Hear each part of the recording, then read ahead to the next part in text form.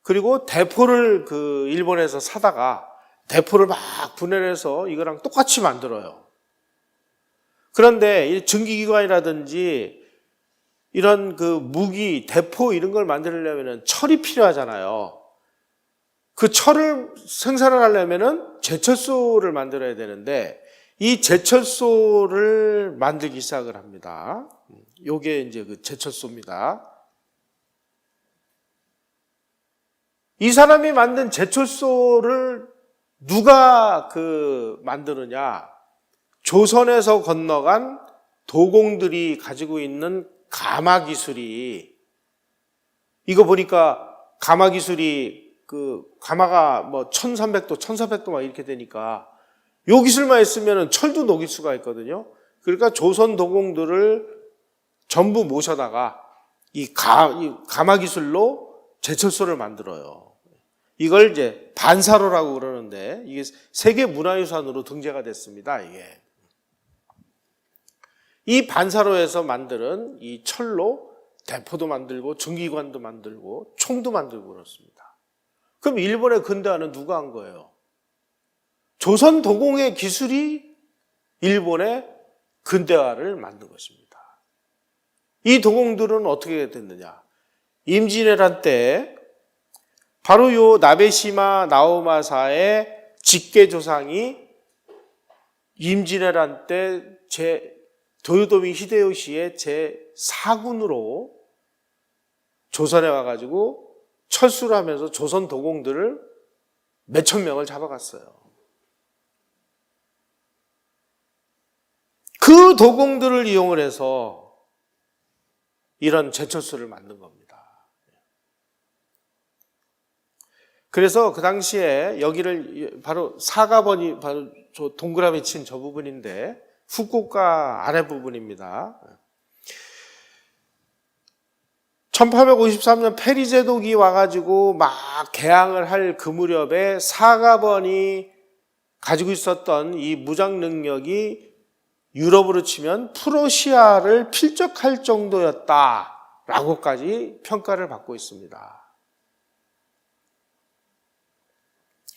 자, 이 사가번에서 이 나베시마 나오마사라는 이 천재가 나타나서 막 그야말로 근대화를 하고 막 제철소를 만들고 대포를 만들고 막 난리가 나니까 바로 요 아래 여기 요 지역, 여기가 이제 사스마 지역이라고 하는데 지금 아까 말씀드린 그 가고시마가 여기에 있고요. 이 사스마번을 다스리던 영주가 있는데 그 영주가 시마즈 나리아키라라는 이 영주가 있는데, 야, 사가번도 하는데 우리는 왜 못하냐? 우리도 하자. 그래가지고 이 영주의 자기 집에다가 슈세이칸이라고 하는 근대식 산업기지를 만들어요. 그래가지고 여기서 막 유리도 만들고 화약도 만들고 기계도 만들고 방직공장도 만들고 막 해가지고 근대식 이 공업단지를 만듭니다. 여기에 근무하는 종업원이 1200명이나 됐었어요. 특히 이 사람은 우리가 근대를 하려면 인재가 제일 필요하다. 그러니까 인재는 일본도 그 조선하고 비슷하게 이렇게 계급이 나눠져 신분이 뭐 황족이 있고 화족이 있고 그다음에 사무라이 계급이 있고 평민이 있고 그런데 야 이런 거 저런 거 다 팽개치고 똑똑한 사람들은 다 저 픽업을 해서 요직에 맡긴다. 그래가지고 사이고 다카모리라는 사람, 오쿠보 도시미치, 이거 일본의 근대화에 아주 결정적인 영향을 미친 이런 사람들이 아주 그 당시로 치면은 이제 미천한 신분이었는데 이 사람들을 픽업을 해서 아주 요직에다가 앉혀요. 계급을 붕괴시켜 버렸습니다. 여러분, 이런 근대화를 하기 위해서는 어마무시한 이 자금이 필요합니다. 이 자금은 어디서 나왔을까요? 바로 아까 말씀드린 대로 조선 도공들이 만든 도자기를 유럽에다가 내다 팔아가지고 그 돈으로 일본이 근대화를 했습니다. 가고시마에 가시면 지금도 심수관요라고 있습니다. 요 분이 지금 현존하는 심수관인데, 이 심수관은 15대 심수관입니다. 1대서부터 15대까지 다 이름이 심수관이에요. 그래서 지금 현재 살아있는 심수관은 15대입니다. 그러니까 15대조가 임진왜란 때 일본으로 포로로 끌려가가지고 일본에 정착을 했습니다. 일본은 특히나 이 기술자들을 아주 극도로 예우를 합니다. 우리는 기술자를 죽으라고 부려먹기만 하고 공돌이, 공순이 뭐 이런 식으로 비하를 하는데, 일본에서는 장인, 기술자 이런 사람들을 아주 극진히 예우를 합니다. 이 사람들이 왜 도공들을 잡아갔느냐? 그 당시에 임진왜란 때 뭐 연구에 의하면은 5만에서 9만 명 정도의 포로를 잡아갔다고 하는데, 그 중에 거의 대부분이 다 도공들이었습니다. 왜냐하면 일본에서는 도자기를 굽는 기술이 없었어요. 도자기 굽는 기술은 요즘으로 치면은 반도체의 원료가 되는 세라믹이라고 있는데, 세라믹을 제조하는 기술과 동일합니다. 그러니까 이 도자기 만드는 기술은 당대의 최첨단 기술이었어요. 일본이 조선을 쳐들어와서 도공들을 집중적으로 포로로 끌고 간 이유는 자기네 나라에서 써먹기 위해서입니다. 그래서 이 사람들을 이제 잡아갔어요. 잡아가지고, 야, 너 뭐 기술이 뭐야? 도자기 만드는 겁니다.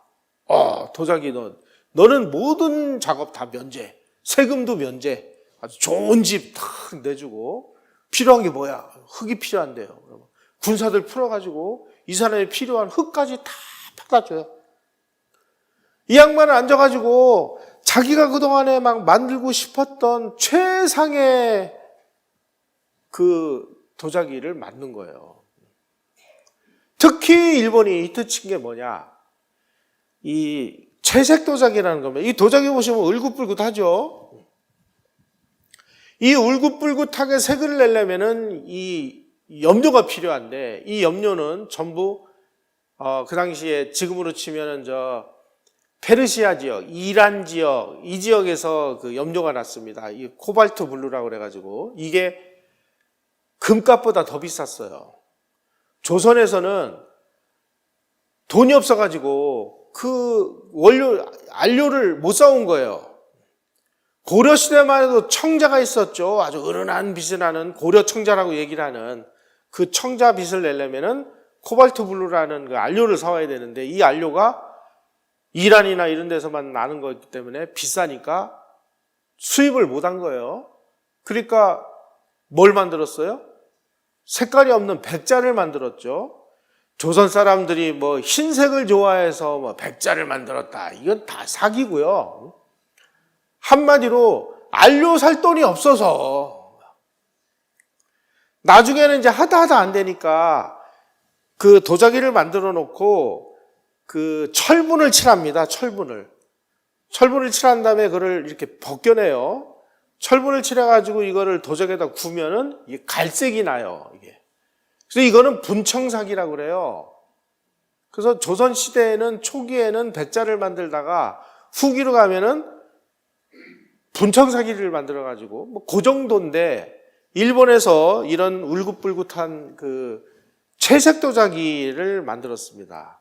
기록에 의하면은 나가사키에 온 중국 상인에게 억만금을 주고 안료를 샀다. 사서 해봤는데 색깔이 안 나오는 거예요.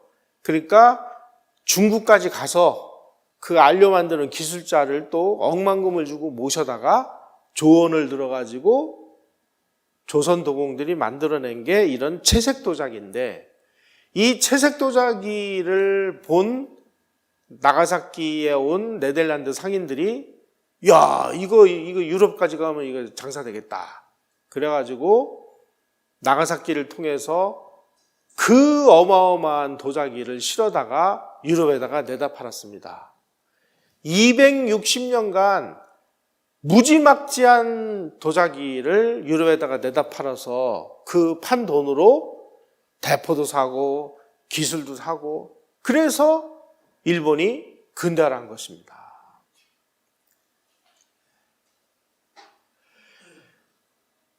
유럽에서 만국박람회가 열리면은 베스트 상품이 뽑히는데 3년 연속으로 일본의 채색 도자기가 다 세계를 휩쓸어요.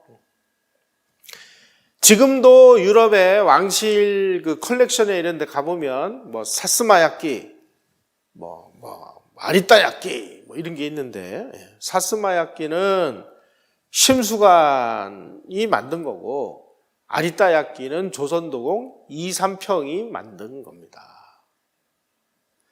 바로 이러한 채색 도자기를 사기 위해서 네덜란드 동인도 회사 배들이 나가사키에 문전성시를 이뤘고 일본은 이 도자기를 유럽에다가 수출해 200 몇십 년 동안 수출해 가지고 번 돈으로 근대화를 이뤘습니다. 도자기 누가 만들었어요? 조선 도공들이 만드는 겁니다. 일본의 근대화는 조선 도공들이 했어요. 그 조선 도공들이 만약에 포로로 안 잡혀가고 조선에 그냥 남아 있었다면 뭐 천민이죠 뭐. 그냥 양반들의 애완용 도자기나 만드는 수준. 그래가지고 19세기쯤 가면은 서양 선교사나 일본의 이 도자기 장인들이 조선에서 만드는 도자기를 보고 야 이거 필리핀에서 만드는 거냐? 뭐 이렇게 후지냐? 이럴 정도로 조선의 도자기 수준은 급격히 퇴화를 했습니다.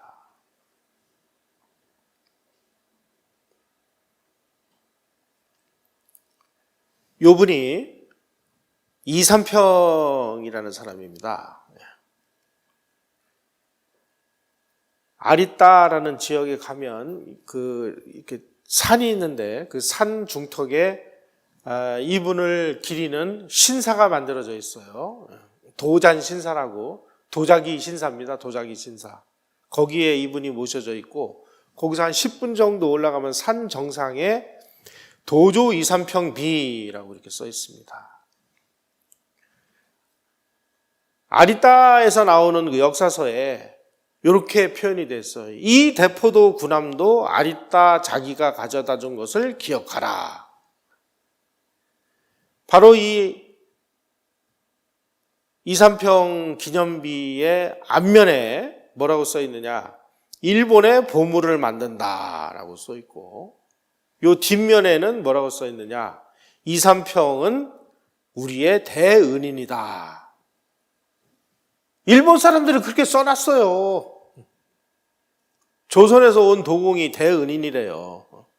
이 대포와 이 군함 이거 다 이삼평이가 가져온 것이다. 이렇게 써놨습니다. 못 믿으시는 분은 저하고 이 코로나 사태 풀리면 여기를 같이 가자고요. 제가 이 증거물을 보여드릴게요. 저 여기 여러 번 갔다 왔습니다. 책 쓰기 위해서. 이 도잔신사에 가면은 이삼평에 앉아있는 이 모습과 이삼평에 만든 도자기를 딱 모셔다 놨어요.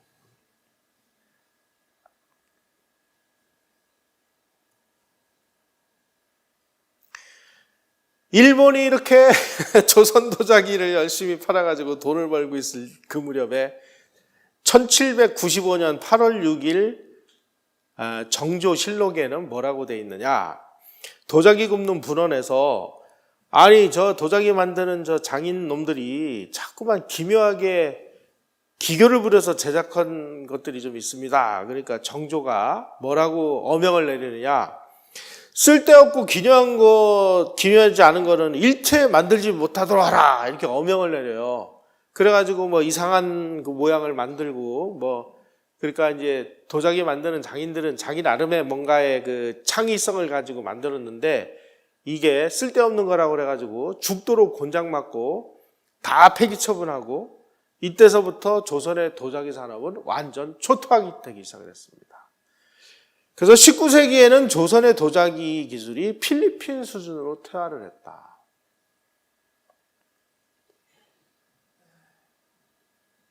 요게 일본 앞바다에 나타난 페리 제독의 그 흑선이라는 겁니다. 이게 왜 흑선이냐면 이 배가 미국 군항을 출항을 해가지고 일본까지 오는데 6개월 걸렸거든요. 6개월 걸리는 동안 이 목재가, 그 당시는 배를 대부분 목재로 만들었는데 이 목재가 이제 바닷물이 튀어가지고 부식되는 걸 막기 위해서 목재에다가 콜타르를 입힙니다. 이 콜타르가 검정색이잖아요. 그렇게 검게 보여. 그래가지고 흑선이다. 그래서 구로훈해다. 이렇게 얘기를 하는데. 자, 그러면 일본의 개항은 1853년에 페리 제독이 와서 개항을 했느냐. 제가 지금 말씀드린 대로 1543년에 포르투갈 그 선박이 다네가시마라는 섬에 표류가 아니라 와서 조총을 영주에게 판 그 순간 일본은 개항을 한 겁니다. 왜냐하면 그에서부터 포르투갈 선박, 스페인 선박들이 일본으로 물밀듯이 밀려가지고 교역을 시작했거든요. 1600년에는 나가사키 항구가 외국인들로 문전성시를 이루었다고 할 정도로 나가사키가 완전히 개항지가 됐고, 그 이후에 주인선들 이런 것들을 동남아시아로 보내서 어마무시하게 무역을 했고, 도자기를 팔기 위해서 네덜란드 상선들이 나가사키를 제집들듯이 드나들었고, 조선 도공이 만든 채색 도자기를 가지고 유럽으로 수출을 해서 그야말로 떼돈을 벌어가지고 일본은 이미 오래전부터, 우리가 상상하기도 전부터 서양하고 개항을 했다. 그래서 18세기 이 무렵에 서양 의사가 15,000명이나 된다.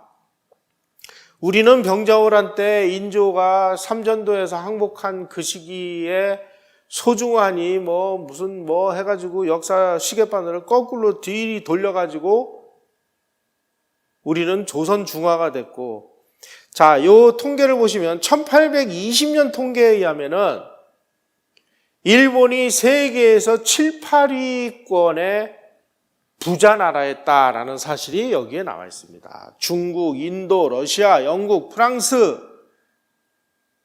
독일, 그 다음이 일본이었습니다. 1820년에 일본이 세계 7대 부국이었다는 사실을 여러분들은 알고 계십니까?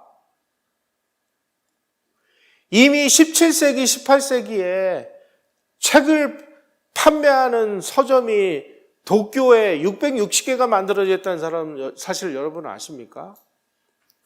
우리는 1894년까지 서울에 책방이 하나도 없는 나라였어요.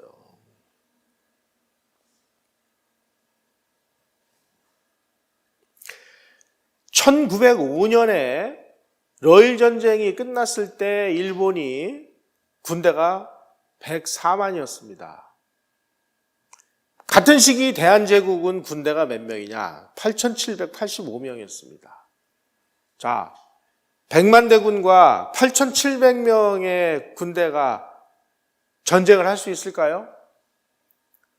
조선은 왜 전쟁도 못 해보고 왜 나라를 그냥 조약을 체결해가지고 나라를 넘겨줬죠? 왜 넘겨줬을까요? 전쟁조차 할 수 없는, 아니 군대가 있어야 전쟁을 하죠. 무기가 있어야 전쟁을 하죠. 이런 나라가 됐었다는 사실입니다. 우리 이런 역사적인 사실을 냉엄하게 현실로 받아들일 때, 우리가 지금 우리의 좌표가, 우리는 지금 어디에 있는 거지? 우리가 지금 뭘 해야 되는 거지? 하는 정확한 인식을 할 텐데, 그냥 이런 거는 다 그냥 흐트러 놓고, 그냥 일제가 그냥 침략 근성으로 우리를 쳐들어와가지고 어떻게 했느니, 저 했느니, 이러니까, 야, 이게 뭐냐, 이게. 일제 탓하고, 을사오적 탓하고 그러면은 세상이 그러면 다시 벌떡 일어서나요? 근데 참 제가 안타깝게 생각하는 거는 이런 사실을 학교에서도 안 가르치고 드라마에서도 안 가르치고 어느 누구도 안 가르치니까 교회에서마저 이렇게 공부를 해야 되는 이런 안타까운 상황이 됐다는 겁니다. 예. 우리 역사를 객관적으로 이렇게 공부하면서 우리가 참 뭐가 잘못되어 있었구나 하는 거를 이제 많이들 느끼실 거예요. 예, 이런 것들 좀 많이 알려서 우리가 깨어있는 시민이 되도록 여러분들이 나가서 이 전도사 역할을 해주시기를 당부드리겠습니다. 고맙습니다.